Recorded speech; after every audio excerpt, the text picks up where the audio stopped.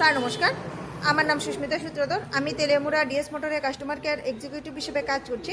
Sir আপনার নামটা কি আছে জানতে পারিনি? প্রসেনজিৎ মালাকার। আপনার অ্যাড্রেস?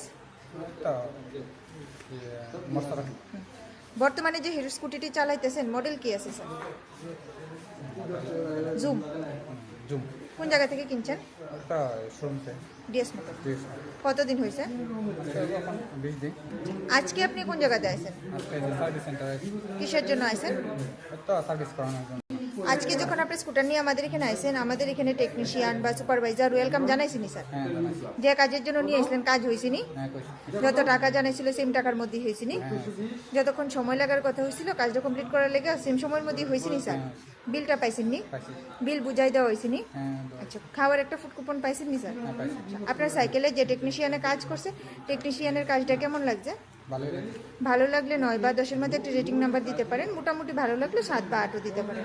নয়, সার্ভিসিংয়ের পরে সাইকেলটার একটা পূজা দিছি, কেমন লাগছে? খুব ভালো লাগছে। ভালো লাগলে আপনার বন্ধু বান্ধব বা আত্মীয় স্বজন সবারই জানাবেন ডিএস মোটরস থেকে নতুন বাইক বা স্কুটি কেনার লেগা।